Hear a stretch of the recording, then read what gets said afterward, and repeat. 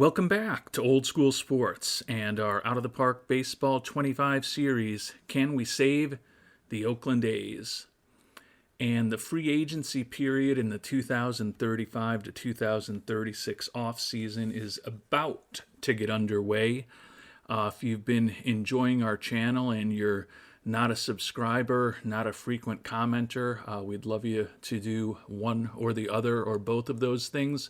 Always helpful to hear what viewers of the channel are thinking about the decisions we've made, and our worldwide scouting department can always use some new members. I don't know, honestly, how far we're actually going to go in this episode. I'm going to kind of review a few things at the start, reacting to some viewer feedback from recent episodes. And in addition to not knowing how far we're going to go time-wise here from November 23rd, I'll be up front and also say I don't really know that I've got a great plan for what we're going to accomplish this episode. As free agency gets underway, we've got a good amount of money to spend for this upcoming season. The issue is that with the salary obligations we have for the 2037 season, we can't really offer a significant second, third, fourth, fifth, sixth, seventh, etc. years of contract to much of anybody. So I think ultimately we're going to have to be patient in free agency and hope that perhaps a veteran lingers on the market and is ultimately willing to perhaps join us for a one-year prove-it kind of deal. We've only got two significant goals that we need to achieve this upcoming season, achieving a winning record and improving our starting pitcher ERA from the disappointing 12th that was this past year. I feel good about our chances to do both of those things, but I'd feel much better about improving our starting pitcher ERA if we were able to make a trade for someone who could help us.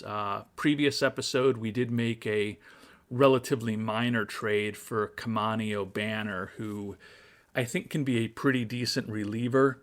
He does technically have the ability to start in terms of his stamina and his pitch arsenal, but I don't think he's much more than a fifth, perhaps a fourth starter, so I don't think he's exactly what we're looking for. Unfortunately, as we will talk about going forward, the prices of starters on the trade market are just egregious right now. So I think we're going to have to be patient. Maybe we don't end up doing a lot in free agency, and maybe we save the money that we do have available, since we've got money for the upcoming 2036 season, to rent a player in May, June, July, when the trade market opens up a little bit and someone's looking to extract a little bit of value from someone on the final year of the contract. So that's conceivably what we could be doing 6, 7, 8 months from now. But clearly the hope is that we can head into the 2036 season with a little more ammunition, as it were, in our starting rotation. And I think ultimately getting someone who could be a solid 3 starter, and in a perfect world, someone who we could slot into a number 2 starter role would be the one really big thing we want to do this offseason. It's just right now, I'm not sure exactly what the plan is to get there. But before we do start moving forward, as I mentioned, wanted to react to some viewer feedback and some interesting things going on in this fictional baseball world that we are inhabiting here in fictional 2035. Before, just a programming note, those of you who are regular viewers probably note that the pace of videos has slowed down a little bit. It's probably going to be that way going forward. Still could be some weeks where we put out 7, 8, 9 episodes, although those will probably be rarer than they have been at points over the summer. There probably will be weeks where we only put out 2 or 3 episodes. Hopefully, it'll normally be a little bit of a middle ground between those, but things are getting busier at work and busier at home. And also, even a small channel like ours, I have seen the viewership impacted by the almighty National Football League. So, probably going to be unlikely to be putting out videos on Sundays and even Monday nights, just because I know they probably will not be getting as much attention as they otherwise might. That being said, I know that there are many very loyal viewers out there who will catch up on anything we do put out, and I do sincerely appreciate that. And if I disappear for a couple days, it doesn't mean I'm gone. Hopefully those of you who have watched me over the years will know that I'm not going to leave you hanging whenever we do get around to finishing this series, and I don't think we're anywhere close to that point right now. I'll certainly let you know ahead of time, and we will tie things up, hopefully, with as nice a bow as possible. So if I go a week without posting and you haven't heard from me, it probably means I am ill, lost, or deceased. And hopefully none of those things will be happening anytime in the near to medium to hopefully long term.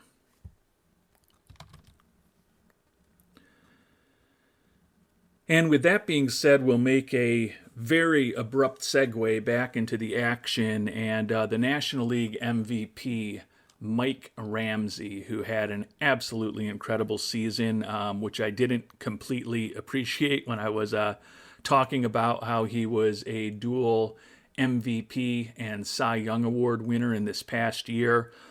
Fortunately, several viewers, Sir Valerian, Kyle Patrick, and Jake Poston, pointed out to me that even though Ramsey had a brilliant pitching season with that 16-8 record, 2.93 ERA, over 200 strikeouts, and a WAR of close to 6, it paled in comparison to the brilliant two-way season that he had. You can see he is a pitcher who throws into the triple digits, and he is also a batter with a nice contact and power combination.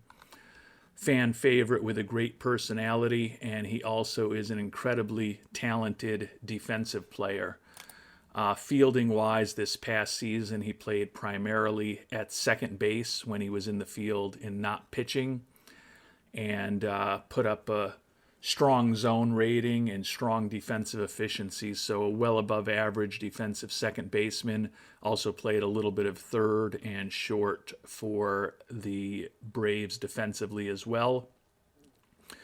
But quite honestly, as great as the pitching season was and as solid as he is defensively, really pales in comparison, both of those things, to the brilliant offensive season he had. And you can see that's why he was a unanimous most valuable player, because all he did was, in his first full season in the majors, lead the league with 55 homers and 139 ribbies while hitting .324, league-leading slugging percentage, OPS, WRC+, and a league-best 8.2 WAR as a position player. So over 14 WAR this past season for Mike Ramsey in a year for the ages. One of the greatest, if not arguably the greatest seasons in the history of baseball, quite honestly. And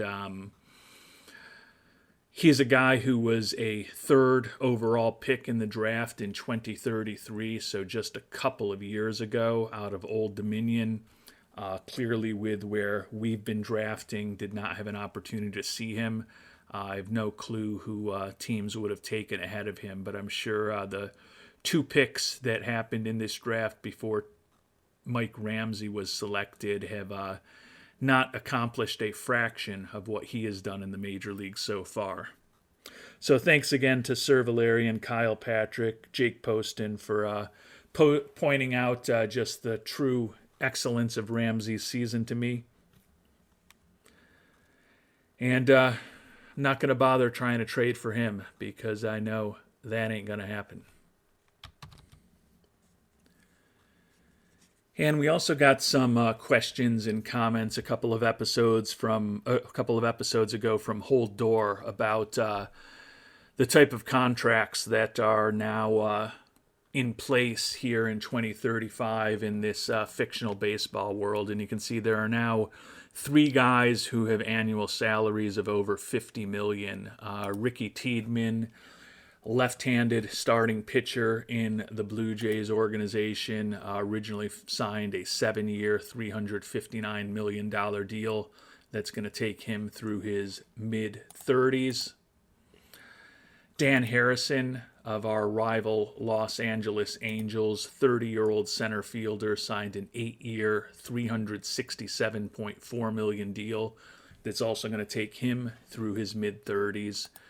And then the guy who's now on top of the list in terms of annual salary is Andres Rojas, the brilliant knuckleballer. You will remember we had hoped he was going to drop to us with pick number 53 in 2027. He went 6 picks before then, and I have been kicking myself about that ever since. He is in the mid stages of a 6-year, $275 million contract that is now starting to pay him insane money for a pitcher at $55 million a year for the next 3 seasons. We are playing with inflation on this year. Those of you who may remember our Buffalo Wings series in OOTP 24 may remember that we played with inflation turned off, but inflation is at 0 to 2% in this world, so even though we've simmed ahead 12 full seasons at this point, unlikely that there's been a ton of inflation in this world. I wish I could say the same thing about the real world over the last 3 or 4 years. And one other thing that I did notice when I was thinking about salaries was Steve Jenas. You may remember him. He is now a back-to-back Cy Young Award winner for the mighty Texas Rangers organization. He's making $29.8 million this upcoming season in arbitration, and he is expected to make over $40 million in arbitration next year. So that is the largest potential arbitration number I can ever remember seeing in the game. Now, granted, I normally play long into the future without inflation, so a small portion of that is certainly, I would think, associated with the very modest levels of inflation we have in this game. But $40+ million for an arbitration eligible player is just crazy. That being said, Nine Heads Jenas has been the best pitcher in baseball over the last couple of years, and certainly with his pitching profile, looks like he's going to be an excellent pitcher for years to come. Be interesting to see if the Rangers are able to lock him up for the long term. Obviously, we'd prefer that he not be in our division. They picked him up in a trade with Colorado back at the trade deadline in 2029. I have to guess that they are regretting that right now. He was traded to Texas along with shortstop Bobby Bryant, who is not a material player, for right fielder Evan Carter. And Carter has had a really good career for the Colorado Rockies since Texas traded him. Has exactly 114 home runs at each team with 130 plus WRC pluses. Another guy who's making pretty big money at $34.5 million a year, and he's going to be making over $30 million a year for the next several seasons till his mid-30s. So Carter has worked out well for the Rockies. You can see he's a perennial all-star who's also won a Silver Slugger, although that Silver Slugger was actually back with Texas. Did win a playoff series MVP with both Texas and then in his first year with Colorado, and he won a World Series with Colorado as well. So I guess that's a trade that's worked out well for both teams, but although it favored Colorado in the early stages, and I guess it was a mid-season trade in 2029. So both of those playoff series MVP awards for Carter were with Colorado rather than Texas.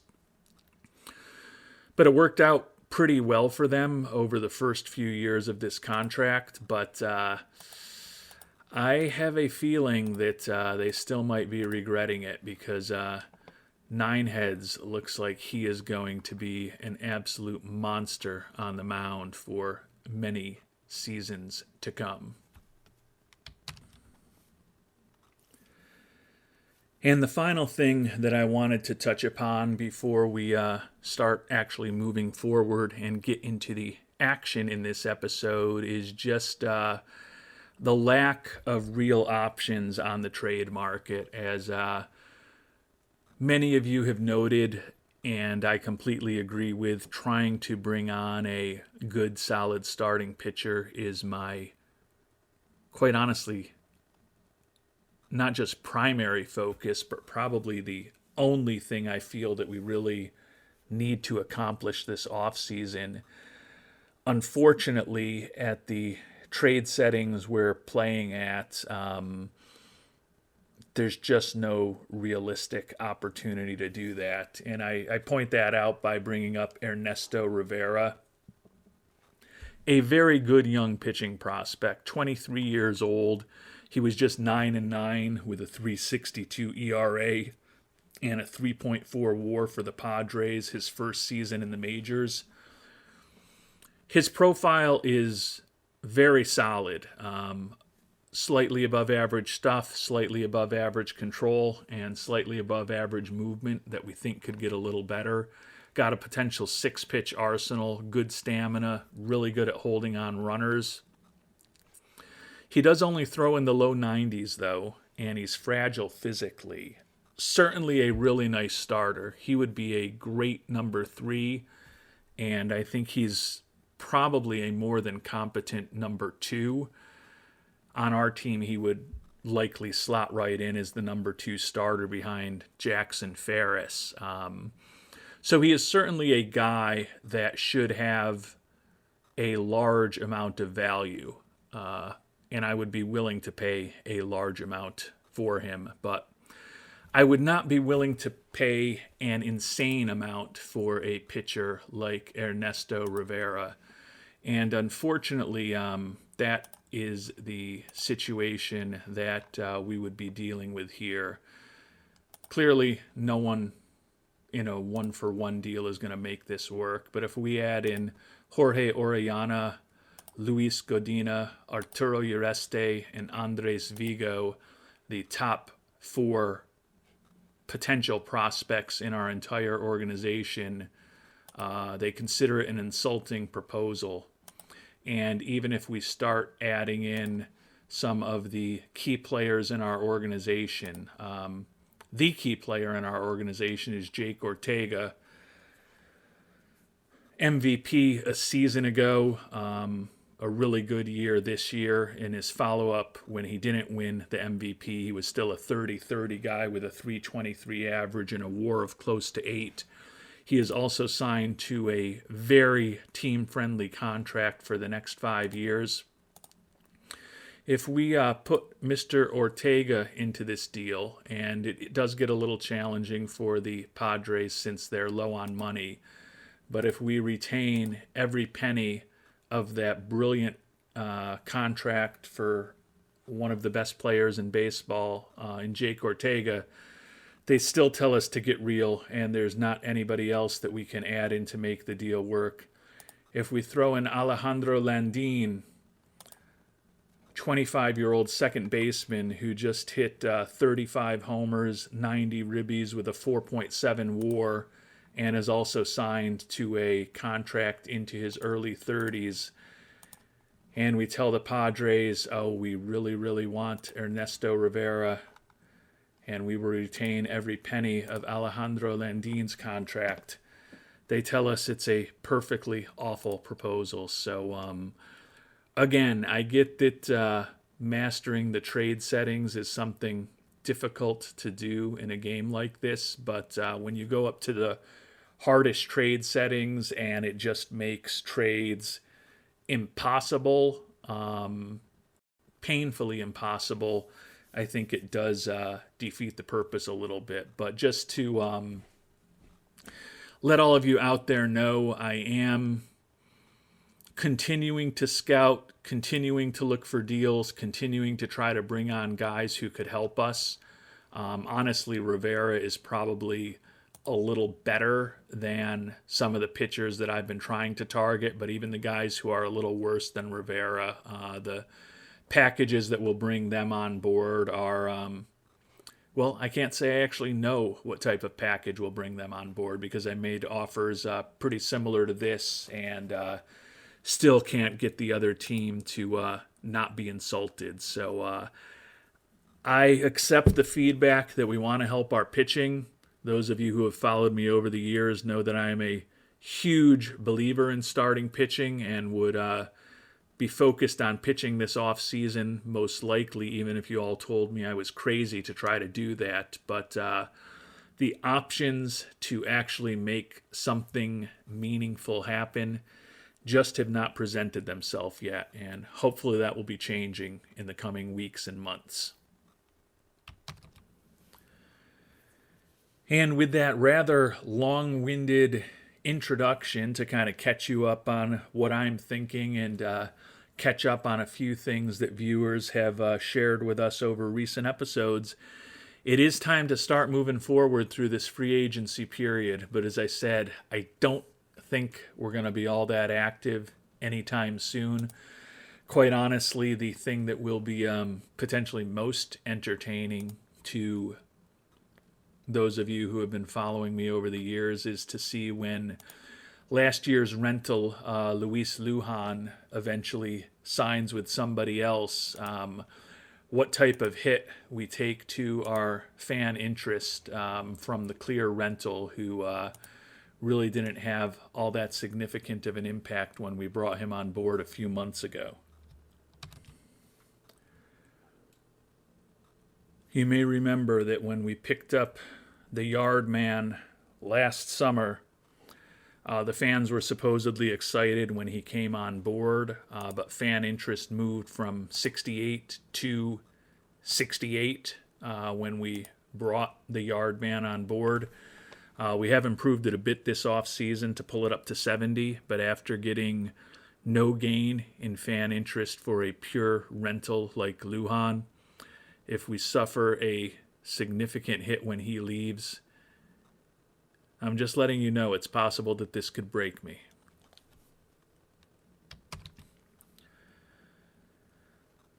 And we have gotten an updated scouting report on another one of the pitchers that we've been looking at trying to bring on board, and this is the 27-year-old right-handed starter, Nate West, who is now into his arbitration years for this upcoming season with Tampa, set to make $3.7 million this year, expected to make around $7 million next year, and he is a respectable major league pitcher. 4-pitch arsenal, good stamina, good at holding on runners, average stuff, a little bit above average movement and control, a nice number 4 starter.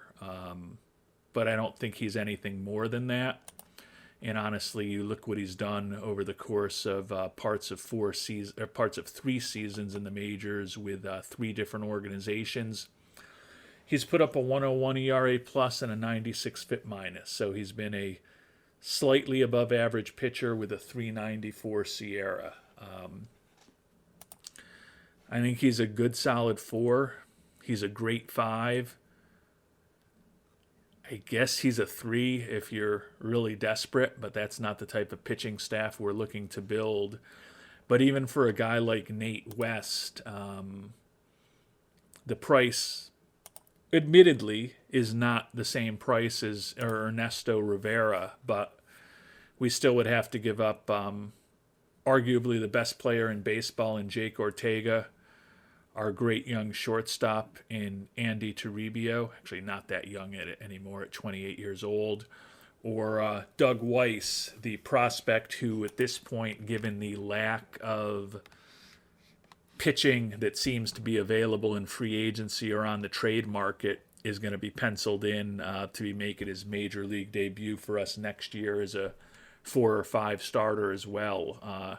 His stuff we think can be a little better, and his movement and his control in a perfect world we think can be a little better than Nate West. So I don't think any of these trades make sense. If we add in the highest rated prospect in our organization, number 19 prospect in baseball, Arturo Uresti, you can see we still need to give up a pretty significant major league player to make this deal work. And a lot of it is robbing Peter to pay Paul, because Doug Weiss, the recently extended Kevin Patterson, and Jason DeCaro, who right now are likely penciled in as our 2, 3, and 4 starters next year, are 3 of the guys that we'd have to give up with the top prospect in our organization to bring on a guy that we think is a number 4 starter. I mean, if we were going to do it, realistically, we'd probably send the popular young reliever Mike Curtis to them. He's a fan favorite. He's very popular, and we like his profile. That being said, he was pretty awful for us last year with a 2-3 record, 5.54 ERA, below replacement level.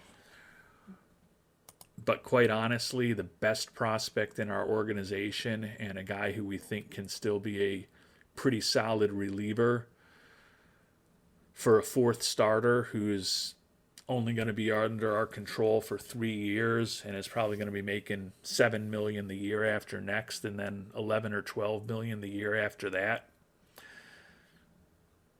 I guess I'd prefer that kind of trade to what we were going to have to give up for Rivera, because there wasn't any way we could possibly get Rivera. But to me, the price is still a bit high for a guy who, when I look at him, he's a guy who I think is just a guy. So I'm going to keep looking to help this pitching staff. Just know I'm spending lots of time offline trying to peruse every option available, and just have not been able to find anything that I think makes sense.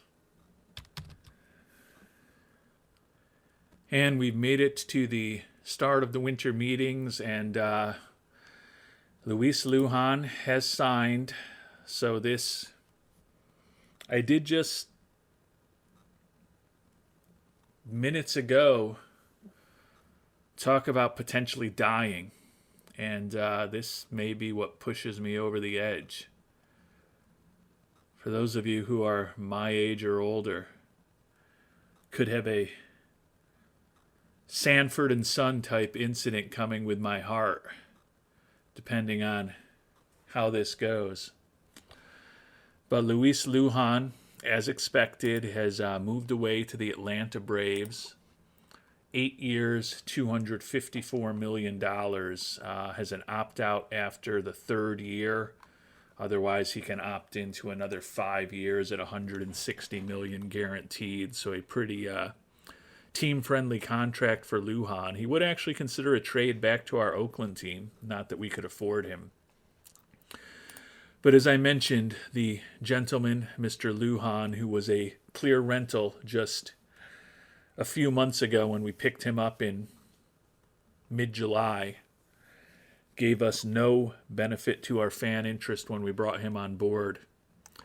So if we go and look at this number, and I've been doing a lot of scouting of international amateur free agents recently, as you can see from the number of scouting reports that have been coming in. But if this fan interest number really crashed, it's probably going to break me.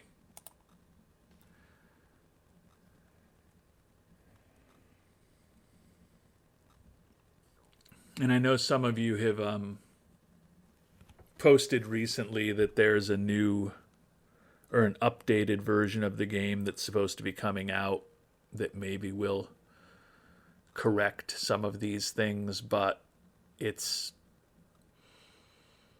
absolutely nonsensical to me that when we bring a rental player on board who's incredibly popular and we get literally no improvement in fan interest for that,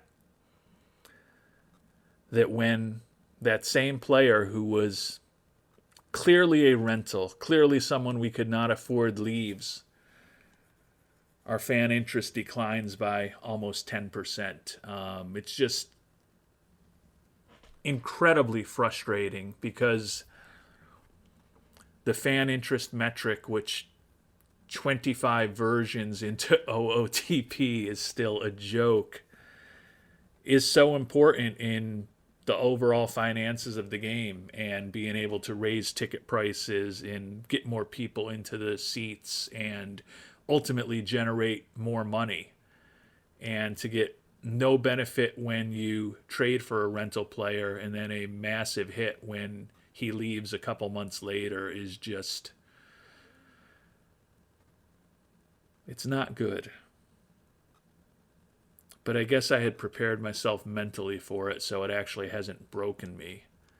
But that being said, improving our fan interest is a high priority goal for the end of the season after next. And although we had made a couple of moves to improve from 68 to 70 in the early stages of this offseason, we've now given all of that plus more up, and we are now worse than where we were at the start of this offseason. But it is what it is. Serenity now.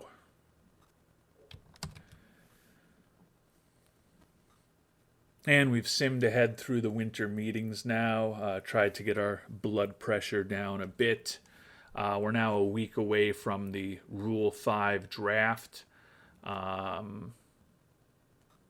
Those of you who watched the previous episodes will remember that we cleared a lot of kind of 4A guys off of our major league roster, or off of our 40-man roster, more accurately. So we do have the ability to stash some Rule 5 eligible players on our team, and we've got at least 9 unprotected players with decent talent. The kind of 4A guys in our organization that we've picked up to bolster our AA and AAA teams. Generally, we're willing to let others pick them in the Rule 5 draft, but some of the 22, 23, 24-year-olds who are not quite ready for the majors but still could potentially be useful players down the line are the type of guys that we'll certainly add on to the 40-man roster over the next week before we get to that Rule 5 draft, and hope that somebody dangles a good starting pitcher in the final year of his contract, making a lot of money out there, because that would fit us very well. And with the fact that we had cleared up our 40-man roster, we were able to add 7 players to the 40-man roster. And I don't know that most of these guys are ever going to be more than 4A guys, like the players that we basically cleaned up the roster by getting rid of. But there's potential that some of these guys could be better than just 4A guys. Certainly a couple of them were pretty obvious guys to put on the 40-man, to me at least. And they're certainly younger than the guys that we got rid of. Shiloh Solis is kind of the most obvious one, number 67 prospect in baseball, first-round pick, 10th overall in 2031. He's going to be moving up to AA next year. Still think he could be a pretty interesting player, but he's got a lot of work to do to get there. Reliever Sincere Sanan, 17th round draft pick from that same draft in 2031, but is a guy whose stuff and movement could both be above average. Looks like he could be a useful reliever for us down the line. Don't want to risk losing him. Another young reliever, Jeff Tisch, 10th round pick in 2030. Stuff is potentially incredible. Has a brilliant fastball in the high 90s. looks like he could be a pretty interesting reliever for us as well. Alden McFadden, second-round pick from 2030, also going to protect him. He's probably one of these guys who's, I guess in a best-case scenario, he's better than a 4A guy. Realistically, though, he's probably a cheap utility infielder for us for a few years, and maybe we'll get lucky and he'll end up better than that down the line. We also had to put Amari Raphael, first round pick in 2032 out of Piedmont College. Hasn't developed as we would have hoped. 12-7 with a 4 ERA in AAA last year. Don't love that his control appears that it's going to be a significant issue, but he is a guy that still has a 5-pitch arsenal. Think his stuff could be above average, given our lack of starting pitching, not ready to just let anyone take him away for nothing yet. Nehemiah Mulligan, who we picked up in a trade with the Mets right before the trade deadline in 2034.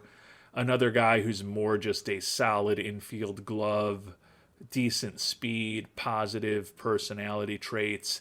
Think he could potentially be in the mix to be a solid utility infielder that's cheap for us for a few years.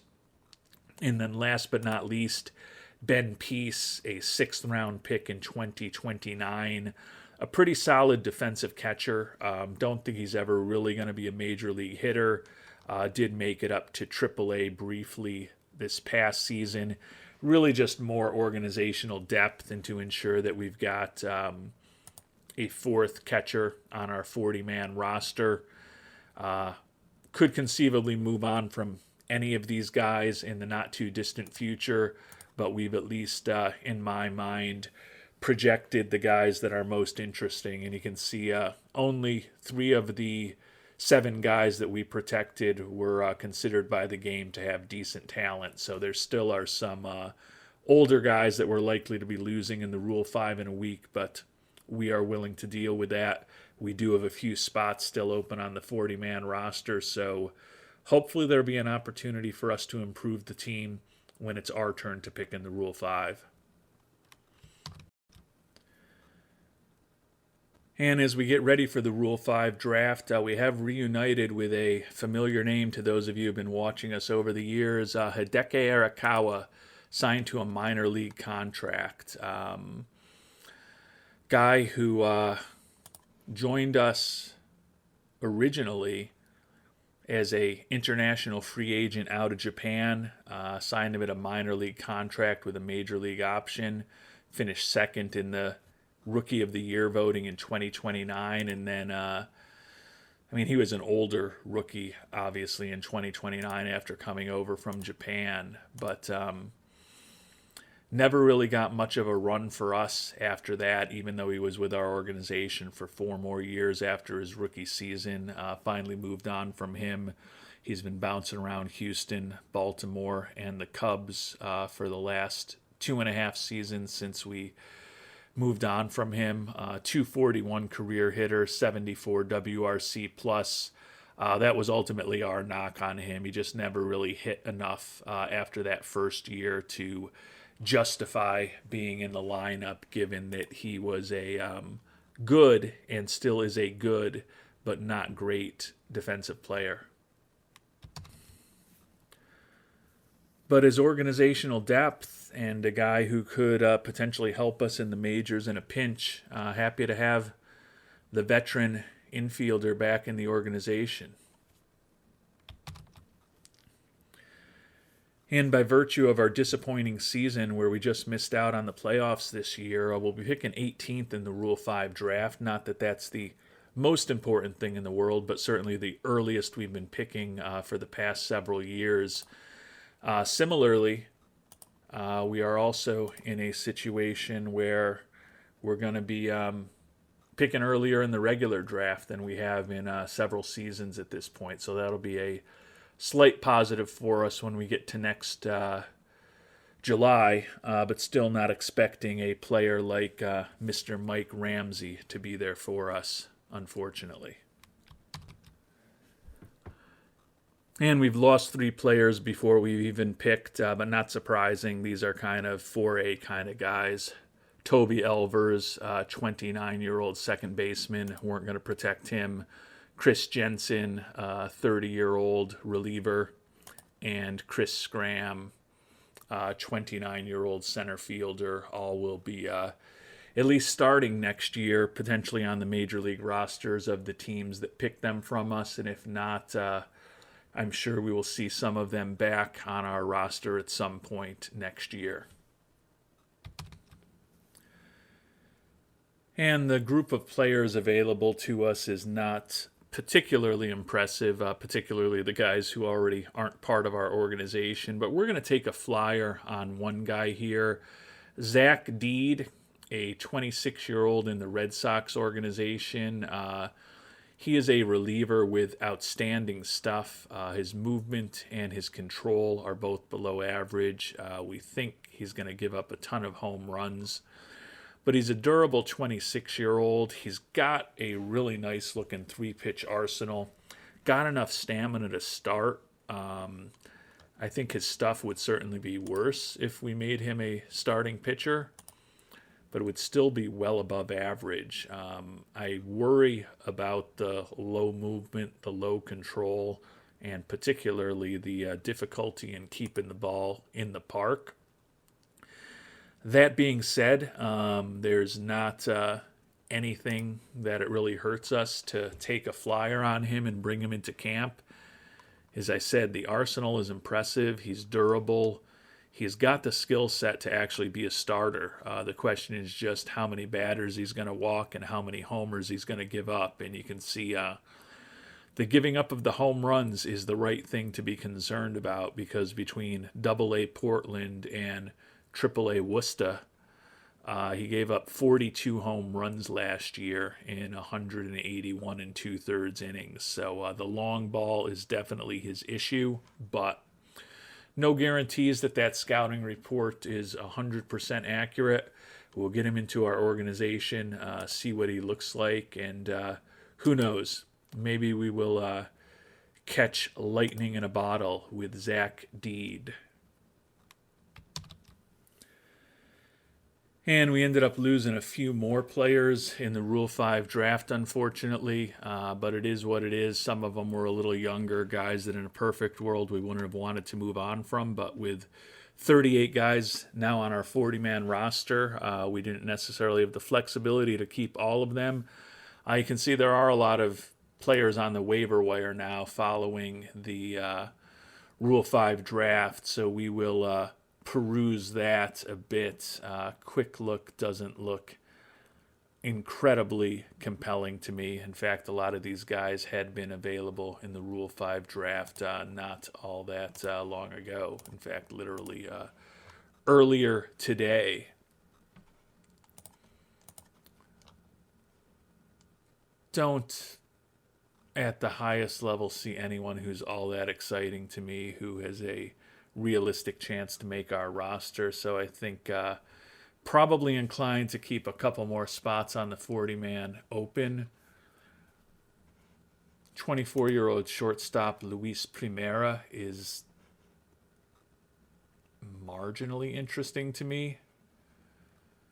Struggled in the majors last year, but the Twins organization also promoted him all the way from high A ball to the majors as a 23-year-old, which seems like an aggressive jump. He's a captain with a good personality, potentially versatile defensively, albeit not great at shortstop. Could be a pretty good third baseman or first baseman, though. The bat is borderline interesting. I don't know that he makes our team, but to me, he's at least a guy to try to bring on board. No guarantees that we'll get him, but even if we have him on board, we've still got one spot left on the 40-man for the dream of finding ourselves a starting pitcher somehow.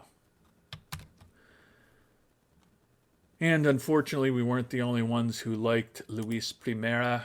because he ended up going to the Guardians organization. They just got him for free. Let's, just for the fun of it, see how much it would take to pick him up in a trade. Yeah, they got him for free, and we can only pick him up by giving them the best starting pitching prospect in our organization. So that's not going to work.